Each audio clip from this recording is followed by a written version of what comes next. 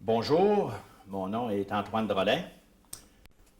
J'ai eu l'honneur de représenter le comté de Portneuf à l'Assemblée nationale dans les années 70. Et si on commence par le tout début, eh bien, je suis natif de la petite paroisse des Écureuils, qui maintenant est fusionnée avec la ville de Donnacona. Je suis natif de cette paroisse. Je suis venu au monde le 26 mars 1940. Je suis le 9e enfant d'une famille de 14. Mon père, Noël, et il est natif du 25 décembre. Il a été baptisé Noël. Il s'est marié avec Antoinette Rochette de la petite paroisse voisine, de Neuville. Et les deux ont eu 14 enfants. Et aujourd'hui, en 97, 12 sont encore vivants. Nous avons vécu sur une ferme. Tous les enfants, on a été élevés là-dessus, sur une ferme de façon assez pauvre, parce qu'à ce moment-là, il y avait presque tous des petites fermes. Il n'y avait pas de grosses fermes comme aujourd'hui. Et nous avons tous passé par la terre. Tous les enfants ont eu cette expérience-là. Et malgré que ce n'était pas facile dans ces années-là, tous, on a été chanceux, les 14 enfants ont tous eu de bons emplois, même si personne n'est passé par les universités, ces choses-là. Et nous avons tous fréquenté, moi j'ai fréquenté l'école primaire, la petite école primaire aux Écureuils, de 46 à 52. On appelait ça dans ce temps-là première année, deuxième année, j'ai fait jusqu'à la 7e année. Et par la suite, j'ai fait 3 ans de cours classiques. Parce que dans les grosses familles, on était toujours identifié qu'il fallait qu'il y en ait qui soient religieux. Et on avait dit à un moment donné à mes parents, c'est Antoine qui va faire un prêtre. Et j'ai rentré au cours classique à Québec. Et j'ai été là 3 ans et par la suite, j'ai vu que c'était pas ma vocation, j'étais pas trop à l'aise et finalement, je suis revenu dans mon patelin et j'ai suivi un cours en administration et en relations publiques à Donnacona et j'ai été chanceux. Juste en face de la ferme familiale chez nous, il y avait la coopérative agricole. Coopérative agricole qui a été fusionnée avec la coopérative fédérée. Et la petite paroisse des Écureuils Neuville était paroisse agricole. Et tout le monde se rendait à la coopérative et on m'a demandé si je voulais commencer à travailler là. Et j'avais juste le chemin à traverser, la route 2 à ce moment-là. Et puis j'ai été engagé à la coopérative. Et puis mon patron, à ce moment-là, était Roland Godin, que tout le monde connaissait comme peut-être le plus créditiste dans le comté de Portneuf.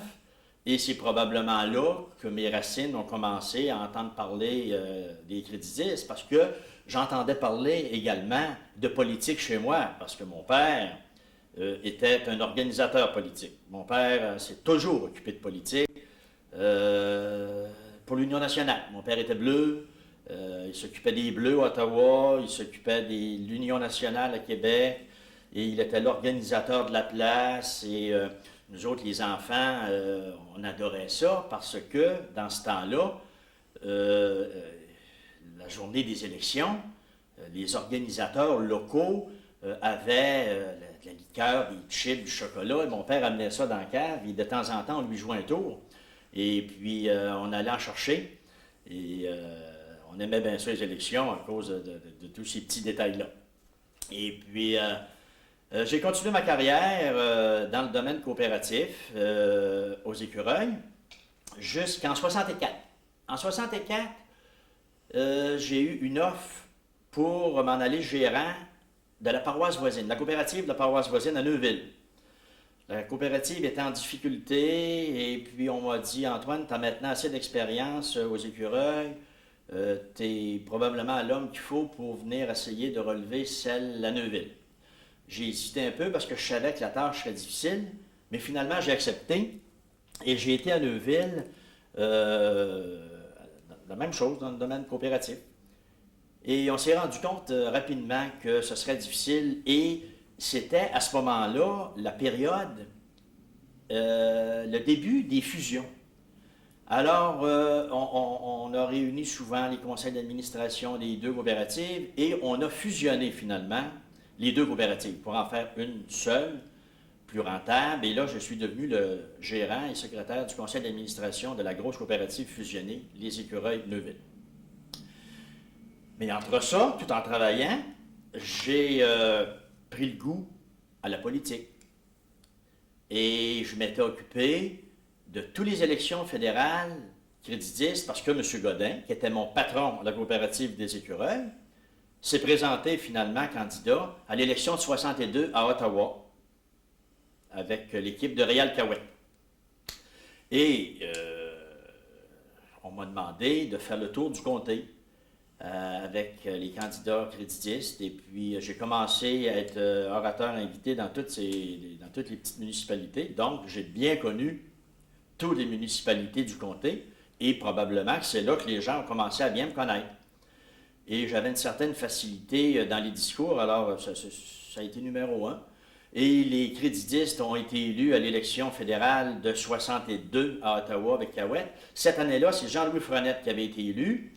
Et après ça, c'était Roland Godin. Et Roland Godin a été élu, je pense, 3 mandats consécutifs à Ottawa.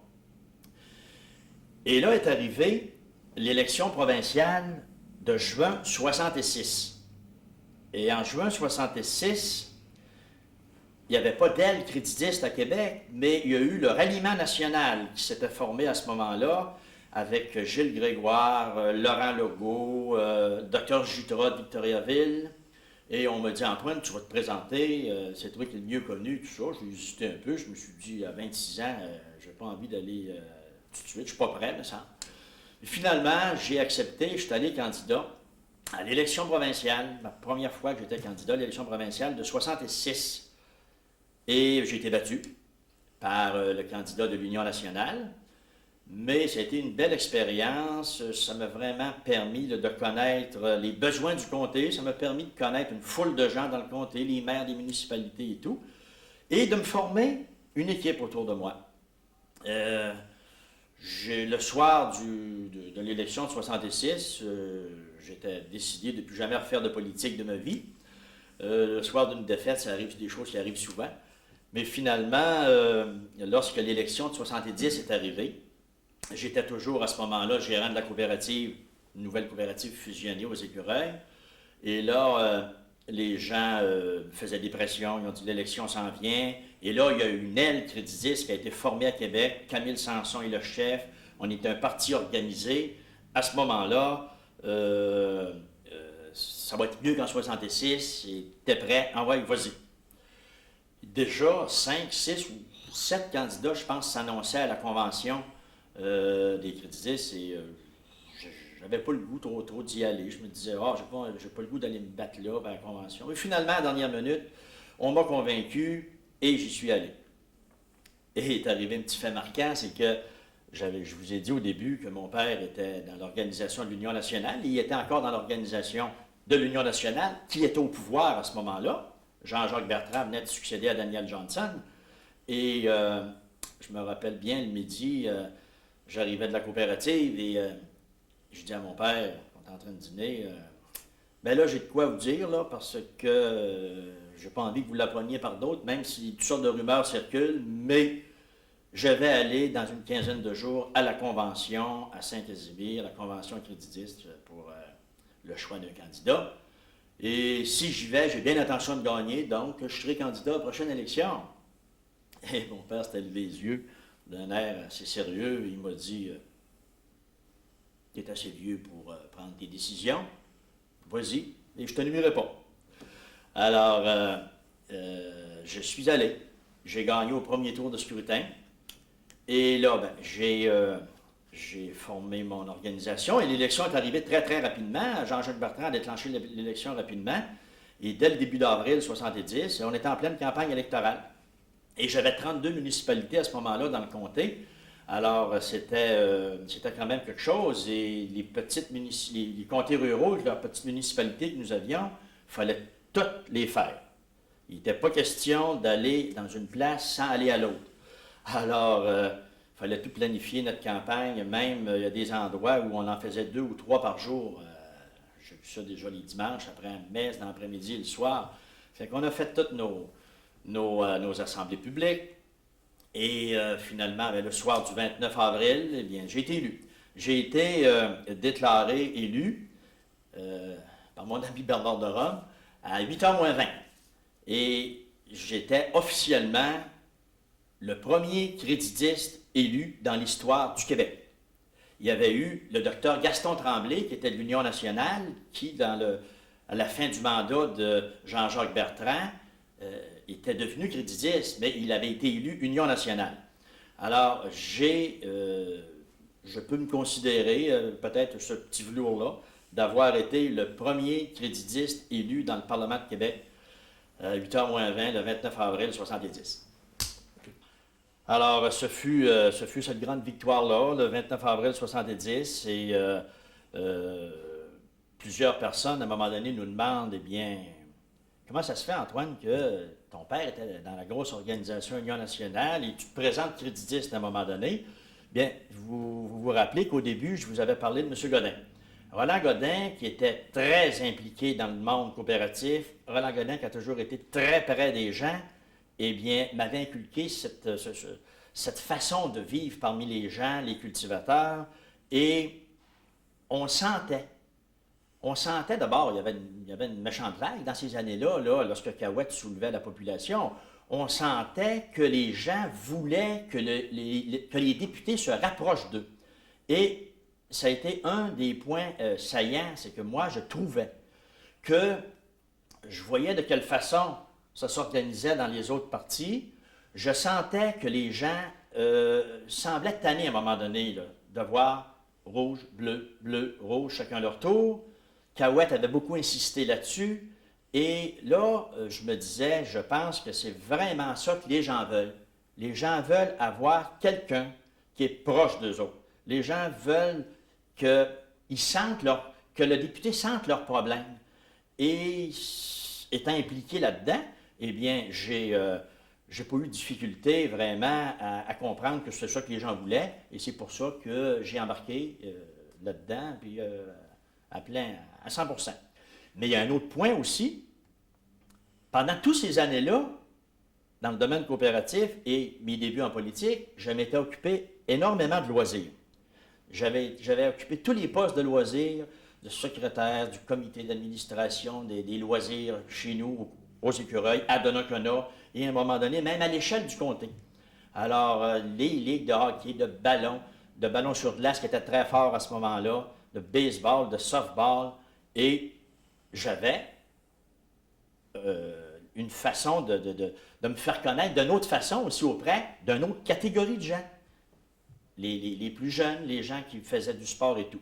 Alors, ça a été une autre façon où je me suis fait connaître, et les gens trouvaient que j'étais impliqué, proche du monde, autant des loisirs, autant dans mon travail, et je pense que ça a été un des points saillants qui fait que j'ai embarqué en politique et j'ai embarqué avec les créditistes. Et je pense avoir été, selon les témoignages que j'ai reçus par après, un député très proche des gens. Les gens aimaient bien ça, de voir que j'étais toujours présent. J'étais présent non seulement à mon bureau de comté, mais j'étais présent sur place. Souvent, je me déplaçais pour aller sur place, rencontrer les gens pour discuter d'un problème. Et je pense que les gens avaient apprécié ça. Et moi, je me sentais bien. Je me sentais bien là-dedans. J'étais partout. Les fins de semaine, j'ai vu des fins de semaine où j'étais dans 5-6 places différentes pour des 25e anniversaires, des 50e anniversaires, des enterrements de vie de garçon, toutes ces choses-là qui existent dans des comtés ruraux.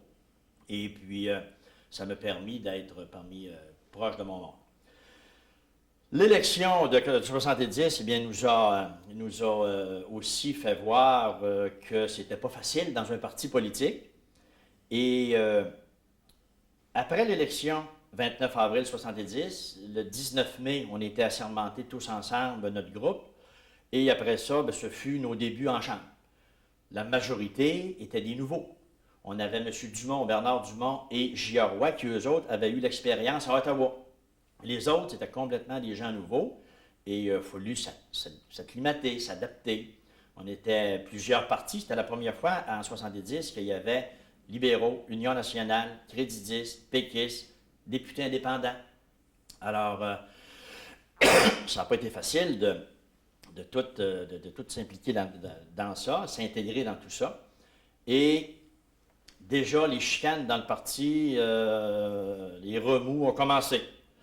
Ça avait commencé un petit peu à Ottawa, et puis là, c'est arrivé à Québec. Alors, on a eu des problèmes qui sont devenus majeurs. Et je pense au début de 72, à la suite d'une coupe de caucus difficile, eh bien, Camille a décidé de démissionner comme chef, Camille Sanson. Et là, on s'est trouvé face à un congrès à chefferie. Et les députés et l'exécutif m'ont demandé si j'avais l'intention de me présenter à la chefferie. J'ai dit, oh non, je n'ai pas les capacités pour, même si j'avais eu certaines pressions. Alors, ils ont dit, si tu ne te présentes pas à la chefferie, tu vas être celui qu'on va nommer comme président du Congrès. Imaginez-vous que ce n'était pas facile. Nous n'étions pas dans un parti organisé comme le Parti québécois, le Parti libéral ou l'Union nationale. Et j'ai, avec mon comité exécutif du Congrès, essayé de former une liste de règlements pour avoir quelque chose de sérieux et tout. Et j'ai établi des règles, des normes pour avoir des délégués. Et là, je me suis fait renverser. Les organisations voulaient avoir un congrès ouvert. Vous imaginez un peu, ceux qui se rappellent de février 1973. Un congrès ouvert. On avait réservé certaines salles, le Patro Rocamadour, et là, un congrès ouvert, on s'était rendu compte que ça n'avait aucun sens. Les gens nous disaient tout, on va être là. On était rendu dans nos calculs à plus de 5000 personnes, alors il a fallu prendre le petit Colisée de Québec. Et puis, finalement, il est arrivé environ 8000 personnes. Et c'était pas un cadeau. Je pourrais écrire tout un livre là-dessus, tellement que ça a été quelque chose de spécial. Ça a été couvert de façon extraordinaire par tous les réseaux. Il nous a fallu à un moment donné mettre la clé dans la porte, parce que là, ça ne rentrait plus. Les polices de Québec nous avaient dit, ça n'a pas de bon sens, il fallait qu'il arrive une émeute, il fallait qu'il arrive un feu, c'était plein au petit Colisée. Alors, il y est rentré environ 8000 personnes. Et là, ça a été le fameux gros congrès ouvert avec, il y a eu certains problèmes. Il faut le dire, il y a eu certains problèmes parce que c'était pas facile à gérer. On avait 4 organisations qui s'en voulaient, qui travaillaient fort, chacun de leur côté. Je pense que ça a été une période où j'ai eu pas mal de cheveux blancs qui ont poussé. Finalement, on a eu 2 tours. Il a fallu un deuxième tour. Et là, on avait beaucoup de nos gens qui étaient là, qui étaient des comtés environnants, qu'il fallait qu'ils aillent faire leur train, les cultivateurs. Alors, plusieurs ont laissé leurs cartes sur la table et sont partis. Et c'est là qu'est arrivé peut-être certains petits problèmes au deuxième tour, où des journalistes nous ont dit, on en a vu des gens qui auraient voté 2 fois, semble-t-il. En tout cas, finalement, au deuxième tour, nous avons déclaré élu Yvon Dupuis, qui a été élu chef du parti. Et ce fut notre deuxième élan jusqu'à l'élection d'octobre 1973. Et là, ça a été rapiassé, comme on peut dire. Dupuis a nommé Camille comme chef parlementaire, parce que M. Dupuis n'était pas député à Québec. Il m'avait nommé whip du parti pour essayer de tout recoller les morceaux du casse-tête. Et finalement, l'élection est arrivée. de 73 et on a mangé une bonne volée. On a mangé une bonne volée. Alors, c'est ça, on est rendu en octobre 73 et ça y est, on est face à la réalité. Le gouvernement Bourassa est réélu et il a balayé le Québec. Je pense que c'est 101 ou 102 députés. Ça fait que du jour au lendemain, bien, on est battu. Et on se trouve devant rien. On se trouve devant rien parce que il y a un fait qu'il faut compter. La journée que tu es élu, tout le monde est autour de toi. Je me rappelle le soir de mon triomphe en avril 70, l'aréna n'était même pas assez grande. Tellement que tout le monde a travaillé pour toi, tout le monde t'aime, tout le monde veut te toucher. Mais le soir que tu te fais battre, tu as quelques membres de ta famille, tu as quelques organisateurs, tes propres organisateurs ne sont même pas tous là. Et là, tu te ramasses le lendemain matin, là, tu te dis ça y est, tu sais, là. Et je ne sais pas si on peut appeler ça un flottement, mais je pense qu'on a certainement une période d'incertitude parce qu'on se questionne, on se dit comment ça se fait donc les gens m'aimaient tant, puis que là, ils ne m'aiment plus. Comment ça se fait que j'ai subi une telle défaite, là, tu sais? Mais il faut vraiment, et aujourd'hui, je peux donner des conseils à des parlementaires, du fait que je travaille au Parlement, il faut vraiment laisser retomber la poussière avant de faire toute l'analyse de ça. Tu sais. C'est pas le lendemain, puis 2 jours après, tu dis comment ça se fait, puis là tu es agressif, puis tout ça. Alors, il faut vraiment que tu laisses, que tu récupères d'abord parce que tu es fatigué après une campagne, tu as le choc de la défaite. Fait qu'il faut que tu relaxes, tu laisses retomber la poussière, et là, après ça, tu peux faire tranquillement l'analyse avec ton entourage, avec les organisateurs. Et l'analyse, en ce qui me concerne, a été rapidement faite parce que je suis retombé. J'étais un gars qui retombe assez rapidement sur mes pieds. Je me suis rendu compte que, sans me vanter, que les gens m'aimaient quand même bien. J'avais fait quand même un bon travail. Mais les chicanes dans le parti nous ont énormément nui. Il y avait une excellente vague. À ce moment-là, Bourassa avait le vent dans les voiles et le résultat l'a prouvé. Et tous ces facteurs-là mis ensemble font qu'à un moment donné, bien, tu te ramasses, que tu t'es fait battre. Et quand même, j'avais quand même un candidat contre moi qui était jeune, mais qui a eu quand même une belle carrière politique, qui avait aussi du potentiel, Michel Pagé, qui m'a battu et qui a occupé beaucoup de postes dans le gouvernement Bourassa. Alors, j'ai quand même, comme je disais tantôt, retombé sur mes pieds rapidement. Et ce qui m'a aidé, c'est que malgré tous mes petits défauts, des fois mon agressivité de bélier, je m'étais fait de très bonnes relations avec tous les partis. J'ai toujours été de même, je suis un gars assez sociable et je m'étais fait de très bonnes relations. Et ce qui me fait dire que je m'étais fait de bonnes relations et que j'étais vraiment, je cherche l'expression, là, neutre dans tout ça, c'est que j'avais des gens dans le comté qui disaient Antoine, d'après moi, il est pas mal libéral. On l'a vu là avec des ministres importants. On pense qu'il pourrait être libéral. D'autres nous disaient bah, ça c'est un nationaliste, puis on l'a vu, il est avec les péquistes et tout ça.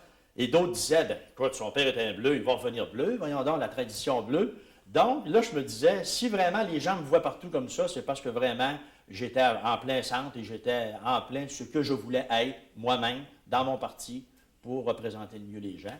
Et mes relations étant bonnes, j'ai pu établir certains contacts après ma défaite. Le temps des fêtes est arrivé, l'élection a eu en octobre, et puis là, ben, vider notre bureau et tout. Alors finalement, au début de 1974, j'ai dit là, il faut que je travaille, parce que j'ai fait un mandat, aucune pension. Alors j'ai commencé à faire des démarches, et là, je me suis buté à certains endroits où j'aurais eu peut-être un emploi à de la petite politique. Ça, j'ai eu de la petite politique. Le gouvernement en place, certains ministres ne m'ont pas aidé pour un emploi à un moment donné, mais d'autres dans le parti, au pouvoir à ce moment-là, qui était le Parti libéral, et avec qui j'avais eu déjà des bonnes luttes. Exemple, Louis-Philippe Lacroix, qui disait des fois en face, Antoine, c'était pas si pire, c'était le meilleur des créditistes. Alors, on n'a pas intérêt à le couler. Et finalement, j'ai eu un contact avec l'organisation des Jeux olympiques à Montréal qui se préparait. Les Jeux olympiques de 1976 s'en venaient. Et j'ai rencontré une personne de Québec qui était dans l'organisation qui m'a dit, je vais te faire rencontrer le directeur général de l'administration, M. Berthiaume. Ted, que tout le monde appelait, Ted Berthiaume de son petit nom, Adrien Berthiaume, qui était le frère de Paul, qui était ministre à Québec. Et M. Berthiaume, M. Perron des Olympiques m'ont dit, on va s'informer, M. Berthiaume, quelle sorte de gars t'es, puis est-ce que tu peux... est-ce qu'on peut t'engager? Et dès le lendemain matin, il m'a appelé pour me dire, Antoine, si tu veux commencer, on t'engage aux Olympiques. Alors, ça a été pour moi une expérience extraordinaire. Je dis à tout le monde aujourd'hui que mes 3 années à Montréal, à l'organisation des Jeux olympiques 76, ont été les 3 plus belles années de ma vie. C'était pas du tout le même genre que représenter un comté, que j'ai adoré aussi d'ailleurs. J'ai eu une expérience extraordinaire. Mais là, j'avais affaire, et j'étais dans l'organisation de tout l'aménagement, la préparation des fédérations sportives qui s'en venaient. Tous les pays, il fallait placer tout le monde à Montréal. J'avais des contacts avec la ville de Montréal, mais j'en ai même eu avec M. Jean Drapeau, qui était maire à ce moment-là, et on avait des contacts excellents. Son Excellence, M. Roger Rousseau. Et puis, je suis tombé à l'aise rapidement là-dedans parce que je n'ai pas eu la chance, comme je disais au début, d'une famille de 14 enfants, d'apprendre l'anglais. Et il est arrivé un fait cocasse, et dès mes premiers jours aux Olympiques, son Excellence, M. Rousseau, me dit « Monsieur Drolet, vous allez me préparer un plan pour placer tout le monde dans le vieux palais de justice à Montréal. Et vous allez venir assister au conseil d'administration, vous allez tout nous expliquer comment est-ce que vous voyez ça. » Et j'arrive là, et tout le monde parlait en anglais. Je ne savais pas un mot d'anglais. Je n'ai jamais eu la chance de l'apprendre. Avec j'ai dit à M. Rousseau, Simon Saint-Pierre dans le temps, je suis bien prêt à faire tout ce que vous me demandez, mais il va falloir à l'occasion que vous parliez la langue qui se parle ici à Montréal, le français. Et M. Rousseau avait parti à rire, il avait dit, M. Drolet, à chaque fois que vous viendrez au conseil d'administration, nous parlerons français. Et c'est là que le contact, c'était rapidement, beaucoup d'amitié, et ça avait été excellent, et ça a été formidable. C'était formidable de voir toute l'organisation de 100 quelques pays, les fédérations sportives, et on était dans un trip, là, on savait là, que c'était telle date que ça commençait, et ça a été fantastique. J'ai adoré cette expérience-là, et de façon formidable. Comme j'ai adoré d'ailleurs mon expérience de député. Et par la suite, les Jeux olympiques se terminant, le Parti québécois a pris le pouvoir en novembre 1976 et les Jeux venaient de se terminer en 1976. Et un de mes anciens collègues avec qui j'avais eu aussi de très bonnes relations, Robert Burns, me demande, Antoine, est-ce que tu as terminé aux Olympiques? J'ai dit oui, il me reste à peu près un mois et demi. Mais il dit, nous autres, on vient de prendre le pouvoir. Et il dit, j'ai un paquet de nouveaux. J'ai vraiment besoin de quelqu'un au bureau du leader pour préparer les travaux de la Chambre, pour planifier les travaux avec l'opposition et tout. J'ai besoin d'un gars d'expérience. Est-ce que tu viendrais? Bien là, je dis à Robert, moi, là, je ne fais plus de politique. Je n'ai pas de carte d'aucun parti politique.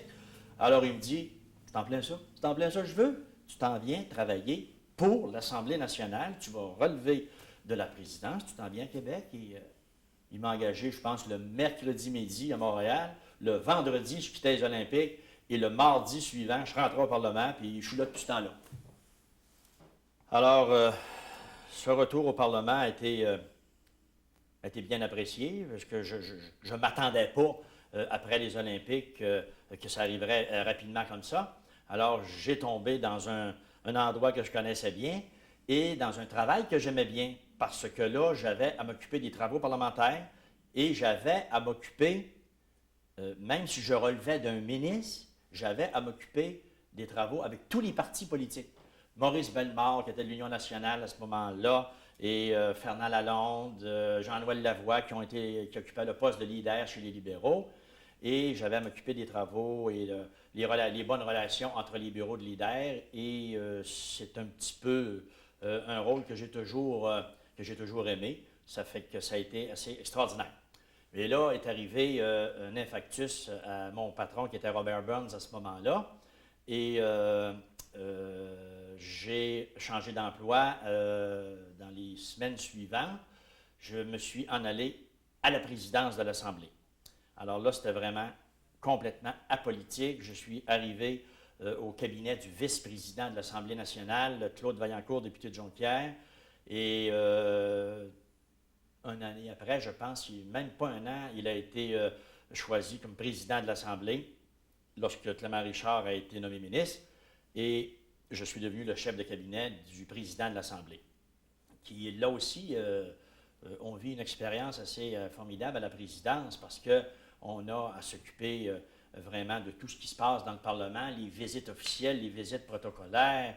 Je me rappelle, lorsque M. Lesage est décédé, il était exposé au Salon Rouge et j'étais le chef de cabinet du président. Nous avons reçu au cabinet du président toutes les personnalités qui sont venues devant la tombe de M. Lesage. Il y avait Trudeau, Jean Drapeau et tous ces gens-là que j'ai eu le plaisir et le bonheur d'accueillir au cabinet du président.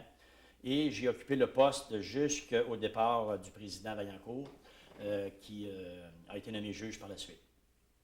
Et là, est arrivée une nouvelle direction à l'Assemblée nationale.